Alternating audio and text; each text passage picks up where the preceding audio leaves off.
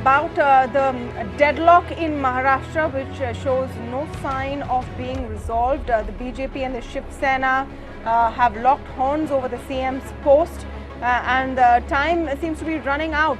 The current assembly expires on the 9th of November, the midnight of November 9th. If it dissolves without a government in place, there may be president's rule. Will something be worked out before that? Well, so far there's no signs of truce at all, with the Shiv Sena digging in and saying that they want a rotational chief minister post. The BJP is also refusing to buckle under. They're planning to meet the governor tomorrow and claim that they have the numbers. Meanwhile, the NCP has said that they will sit in the opposition. So what's going to happen? How does everyone have the numbers they need? And who really will pitch in? What is the fight actually about? And that truly is the question. To speak on all this and more, I'm joined today by Rohit Chandavarkar, editor of Sakal Times, Tejas Mehta, political commentator, and Amitabh Tiwari, political commentator. Welcome to all of you, and thank you for speaking with us. Rohit, the last time we spoke about this, you said it's all about portfolios. But if it was all about portfolios, it may have been sorted by now. Do you think there's something deeper going on here? Well, it's mainly about portfolios and Shiv Sena's feeling that they were left out in the previous government in all important decisions and power, basically. But this time, as you said, it's correct to say that the deadlock is still on. But the latest is that Amit Shah, BJP National President, and Narendra Modi met in Delhi today to discuss Maharashtra issue.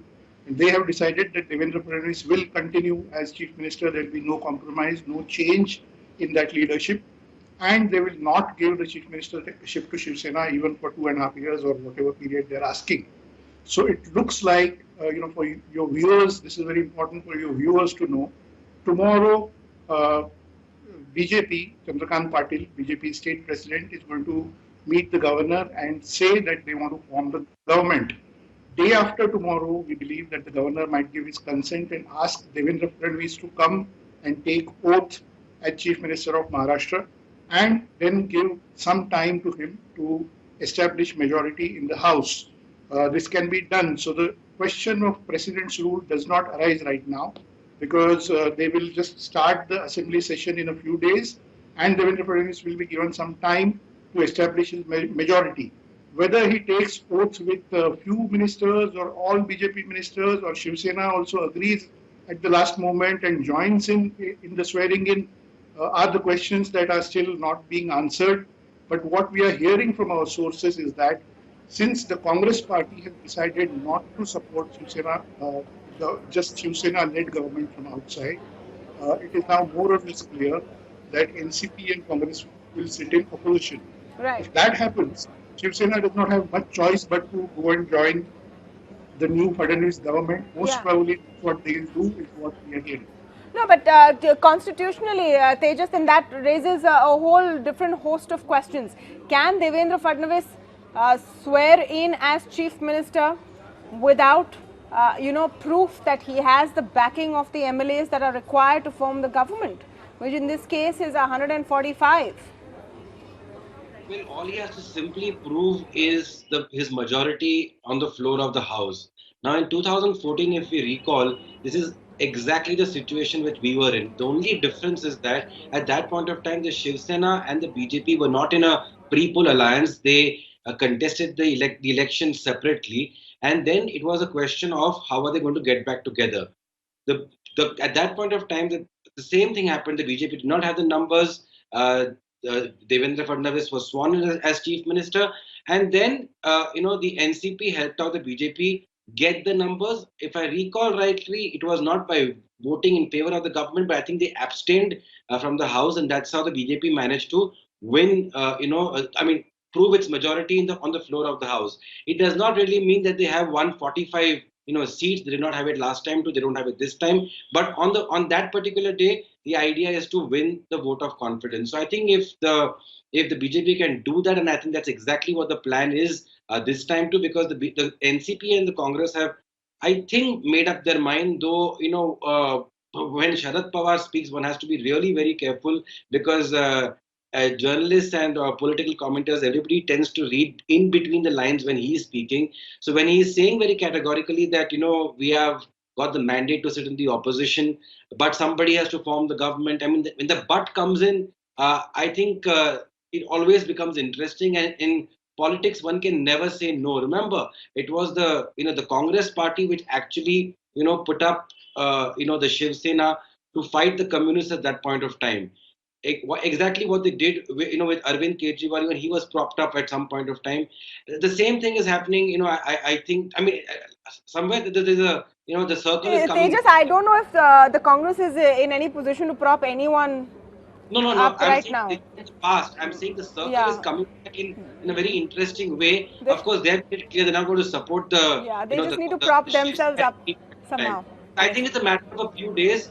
Yeah. It's going to be again a repeat of 2014, where So government this is the interesting thing. This is into the government. this is the interesting thing. Yashwant, I want to welcome you to the show. Yashwant Deshmukh also joining us in this conversation. And Yashwant, literally right now, nobody knows what's going to happen.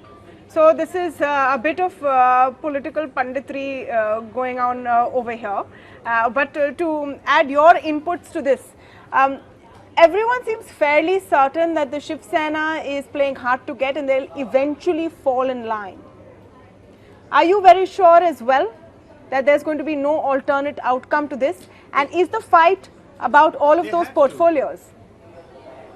They have to. What are their options? Playing the hardball is fine, but what exactly are their options? Are they going to vote out this government? I mean, can you imagine the kind of message it's gonna give if they vote against the government on the floor of the House? That's impossible. If they do it, it would be just an instant harakiri in any case in that way. And please remember that all that hardball, they are still very much in the government at the center. Their source of strength, which happens to be the Mumbai local government, in any case, is something which is not that they are not very confident about that. They were, in any case, they formed that government with the outside support of the BJP in Mumbai municipalities. So what I'm trying to say is that yes, they are playing hardball. That is true. But the real winner out here is basically NCP and Mr. Sharad Pawar, because we are so focused on who is becoming the chief minister that we kind of forget that there is another post called leader of opposition, which for the first time is going with the NCP in this formation, because they have pushed the Congress to the fourth slot. Yes. So Mr. Pawar is not just the kingmaker, he is going to be the government. Mr. Pawar is going to be the opposition as well. No, but Yashwant, maybe that's because in the last 5 years, the leader of opposition was basically from the Shiv Sena, effectively. Between Uddhav Thackeray and Sanjay Raut and the Samna, all the opposition was coming from there in the government of Maharashtra or in the politics of Maharashtra. So perhaps that's why who is in the opposition, that is true, has not mattered. That's true, but technically speaking, the leader of opposition is going to be NCP now. Yeah. Technically speaking. What? And Shiv Sena everybody thinks that they are playing the hardball, they are in a really strong negotiating position. But somehow I feel that the only person who is not in a position to negotiate anything right now is Shiv Sena. I may sound very strange to you, but on this table, I believe that the only party which does not really have a strong negotiating strength right now, no matter how strong they may be sounding, but it's actually Shiv Sena. Why are they sounding so confident then, Amitabh? And is there another story to this that we haven't really seen yet? In the middle of all of this, all of these reports of Nitin Gadkari meeting Ahmed Patel, etc. What is this new twist in the tale, or is it just a distraction? See, Sena has been bargaining hard and it has taken such a strong stance that without getting plum portfolios or without getting something in return, it is very difficult for it to give away what it is demanding. So we've seen today that Ahmed Patel met Nitin Gadkari. Yeah. We've also heard news or seen that Nitin Gadkari was just tied to his area, which is the Vidarbha, and was not allowed to campaign throughout the state. Yeah. Whereas Gadkari is a strong leader or a top leader of the BJP. So it is very difficult to say what Sena will actually do. BJP, being the single largest party, will approach the governor, and most likely the governor will give them some time to form the government. And like last time, BJP thinks that it will be able to pass the majority or the floor test. Last time it passed the floor test with the help of NCP. Yeah. In fact, NCP sort of remained silent in the voice vote. So Shiv Sena technically voted against the government in the voice vote last time. See, Shiv Sena had just 12 out of 37 ministries in the last government. So it is trying to get at least half of those ministries, which is 18, and the deputy CM post. Now it is a battle of egos between Uddhav and Fadnavis. It seems that something is not all going well between Fadnavis and Shiv Sena, because Shiv Sena perhaps expected that Fadnavis comes with a box of chocolates and sweets and says that it is due to your efforts that we won. But Shiv Sena, Fadnavis was hoping for much more. That but Shiv Sena is just half of the seats of BJP. Yeah. 61% of the votes of the alliance have been secured by BJP. But see how confident they're sounding. I'm just going to play out for you what Sanjay Raut of the Shiv Sena has said today. देखिए, हम उनका इंतजार ही कर रहे थे कि BJP के वरिष्ठ नेता जिनके हाथ में सरकार की और संगठन की कमान है और सिंगल लार्जेस्ट पार्टी चुनकर आई, ये लोगों ने राज्यपाल से मिलना जरूरी है और सरकार बनाने का दावा पेश करना भी जरूरी है। अगर बीजेपी के बड़े नेता कल जाकर राज्यपाल साहब से मिलते और बहुमत का आंकड़ा देते हैं 145, 145, तो हमें बहुत खुशी होगी। Shiv Sena says they have above 180. Yeah. Sanjay Raut has been left to do all the hardball. Yeah. Because tomorrow, if Shiv Sena has to back out, Uddhav could technically say that I was not supporting or backing Sanjay Raut's statement. Sanjay Raut has been doing this for the past 5 years. Yeah. He's written acronymous posts about PM Uddhav, Narendra but Modi. Uddhav has also been tweeting. Uddhav Thackeray has also been tweeting, but not as acrimonious Yeah, as Sanjay. But I just want to pull out some of this data that we put together to understand what the fight is really about. This is from the last state budget of Maharashtra and the allocations to various portfolios. At the end of the day, the fight seems to be about which portfolio will go to the Shiv Sena. That's what they're really waiting for.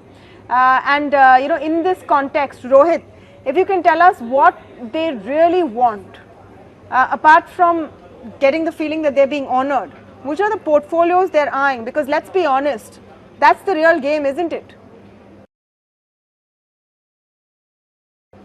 That is the real game, obviously, and I think they're wanting. I mean, they will start by demanding, just as a bargaining point, they'll start by demanding home, for instance, because we know that home controls everything in Maharashtra, because all your political rivals, everything can be kept at bay if you have home. Second is finance, of course, BJP will not give finance. All the projects, all the schemes, everything goes for clearance to finance finally. Third, of course, is PWD, which is supposed to be a very creamy kind of a portfolio. It has huge budgets, large amount of infrastructure contracts come under it.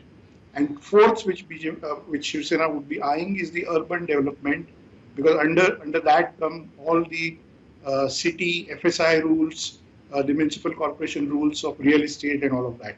Of course, these are the four plum ministries, but it seems like the BJP is not in the mood right now to give any of this. Maybe there might be some compromise on PWD, which has a huge budget. And last time Shiv Sena had half of it. They controlled the Maharashtra State Road Development Corporation, which is part of PWD. But this time they might be given PWD. Second guess that I can make here is they might be given Power Ministry, Energy Ministry. That was with BJP last time. Chandrasekhar Pawanpure from Vidarbha has been sidelined, was not given even MLA ticket this time by the BJP. He was the power minister in Maharashtra in the last government. So that vacancy might be, that portfolio might be given to Sena to just show that the BJP is going to keep them happy. Key question is whether BJP offers deputy chief ministership, and that's going to be for media consumption. That's going to be just a settlement, an external show. Because as all of us know, a deputy chief ministership does not hold any constitutional authority, and in most states we don't have chief ministership. It is just there for a political compromise purpose. Yeah, so Yashwant, you want to come in on that, on the true game of portfolios and whether they will have to give some space in the center as well. And the larger message that has come out of these two assembly elections, especially in Maharashtra, where the BJP now has to once again look at their alliance partners with a bit of wariness and not take them for granted.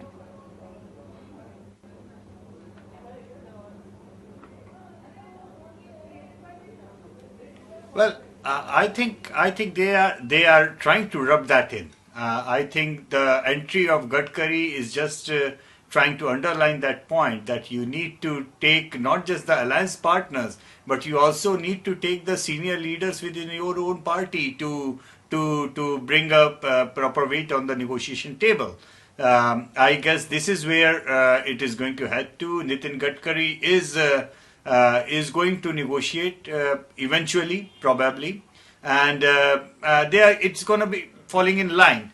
But if I mean, what if kind of scenario, when I fail to believe that there is anything out there in what if scenario, because if this bluff is called, you see, Congress has said they are not forming the government, and CP has said they are not forming the government.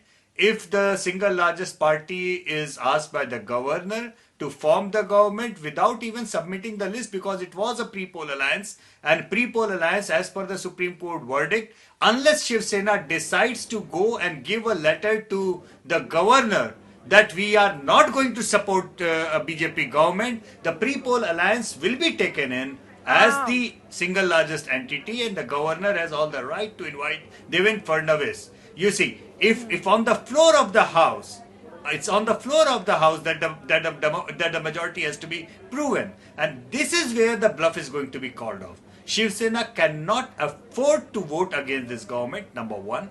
Number two, if they do and the government falls, and because nobody has the numbers, the state will automatically go into the governor's rule with the fresh elections called. And if that happens, Shiv Sena will be the biggest loser. Yes, the BJP might lose as well if in case it's Shiv Sena and BJP separately and the Congress and the NCP combined go together, it will be advantage UPA in that situation. But look at the long-term race. Look at the long-term thing. It will be a stopgap hurdle. It's a short-term loss for the BJP, but it will be a long-term disaster for the Shiv Sena. In that case, starting with the coming, in the near future, Mumbai elections. So I don't really feel, in real politics, I don't see that there is what-if game. It is simply not there. No, but so what it's is the just converse? about negotiating hard, negotiating the right kind of portfolio, as you have just mentioned. Yeah, no, that's why we pulled out all of the budget allocations for each portfolio to get a sense of, what are the kind of state monies flowing into those different ministries. But, Tejas has a counter, and I just want to ask, what about the converse? Can the Shiv Sena afford to quietly and meekly now once again back the BJP? Who's going to take them seriously? I think it's too naive for anybody of us to think that the BJP on their whole and soul can, make governments in various parts of Maharashtra. Yes, they have certainly grown phenomenally in the last 5 years, but they still do need the Shiv Sena, and that is the ground reality because of which this time the alliance was formed. not for any other reason. In fact, the Shiv Sena did and the BJP did, sorry, much better when they contested independently as a single unit than with in the alliance. So now, if the alliance is not there, both parties are going to lose, and the Congress and the NCP are going to have the upper hand. So I don't think it's so simple for the BJP also that that they are going to be the ultimate winners, and the Sena's noses rub on the ground. Listen, and the Sena wants to survive. That is a basic need for any party. If they had not actually, asked for or fought for or demanded the 2.5, years rotational post of the chief minister, they would not have got what they wanted. Ultimately, each party needs to survive. This is the big brother now ruling at the center, ruling in so many states. This is one small party in Maharashtra, and they are asking their due. So I think that whatever we may not like the delays and of course the deadlocks, but ultimately this is about survival for the Thakres and for the Shiv Sena, and for that they are willing to go the whole hog. Let the entire drama unfold. Let the No, but what happens ultimately, Tejas? What do you mean by whole hog? What happens ultimately? None of this matters if in the next 3 or 4 days everything is back to status quo, what we saw in 2000, after the 2014 elections. Yes, what I'm saying is they will get the portfolios they want. That is the that is the idea of survival. Once you get more ministries to work with, your party grows. You have more confidence in the party, and many other things happen because of that. So, I mean, the idea is for the Shiv Sena. They want the party to first of all remain together, and of course grow further. I mean, Aditya Thackeray already is being promoted, probably too early, but as deputy chief minister. So I mean, I'm looking at this from both points of view, and I really feel that at the end of the day, the Shiv Sena is bargaining really hard because it's a matter of their own survival. Which party would not do? That's my question. Amitabh. It is bargaining hard, and it is in a position to bargain hard because BJP's tally has reduced from last time. So that is why it is emboldened. The vote blocks are very complementary. They have the Marathi Manus vote, the Gujaratis, the North Indians, the upper caste, the OBC votes. So what Shiv Sena is also seeing is that BJP has already become the elder brother, and BJP is actually now 8 to 10% ahead of Shiv Sena in terms of vote share. So if it leaves an open field to BJP, it will get more and more marginalized. One thing which is also very important is that Shiv Sena also probably wants an assurance from BJP on the BMC elections which are due in the next 2 years, because last time they fought independently and BJP was only 2 seats short of Shiv Sena. So Shiv Sena wants to retain the control of the BMC, which it has been holding for the past 30 years, and it in no case would want that BJP wins the BMC elections. So there will be hard bargain in terms of deputy CM post, in terms of portfolios, and also in terms of the BMC elections which is due in the next 2 years. No, but let me put the question conversely to Rohit. Let me come to you. For the NCP and the Congress, the NCP specifically, the position that Sharad Pawar has currently taken that we will sit in opposition, why are they shying away from the potential to, if nothing else, fish in troubled waters? They have nothing to lose either way. As the opposition, it would only help them perhaps to increase the discomfort. What's the thinking behind the approach they have taken? Right, Tamanna, Sharad Pawar came, this close to forming the government this time. I can tell you that because I know people who are very close to him and they tell a few things that the world doesn't know.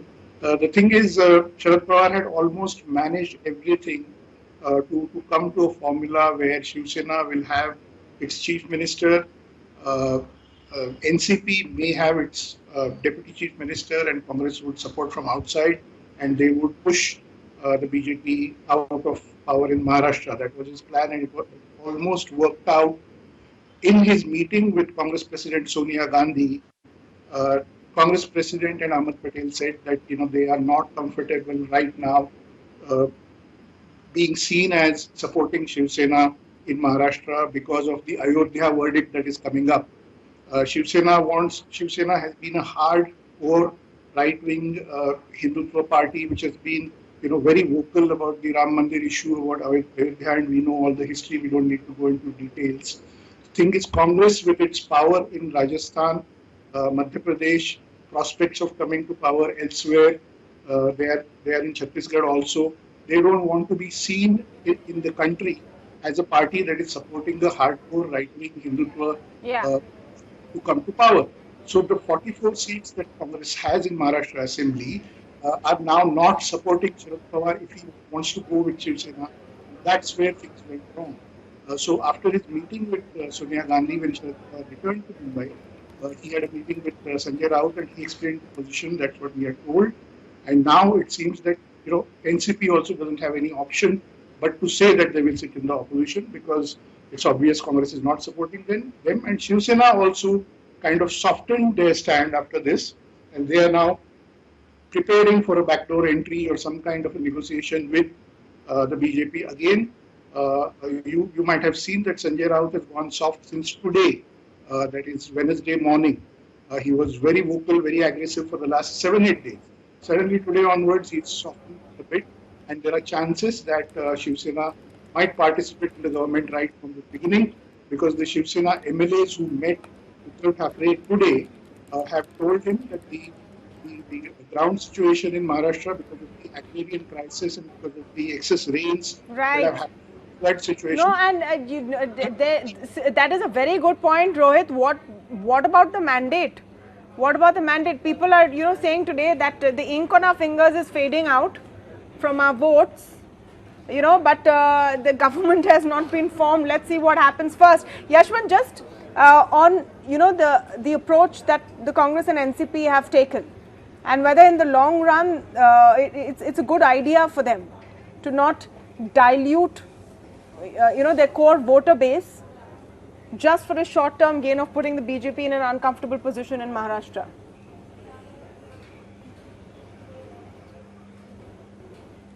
Well, NCP has nothing to lose. I mean, NCP has everything to gain, be as a leader of opposition or be in the government with Shiv Sena. I mean, so this is why Mr. Pawar has nothing to lose, because their vote support base, it's very much regional within the western Maharashtra, largely some parts of the regions. But I mean, this is where he is and he has nothing to lose. But look at Congress.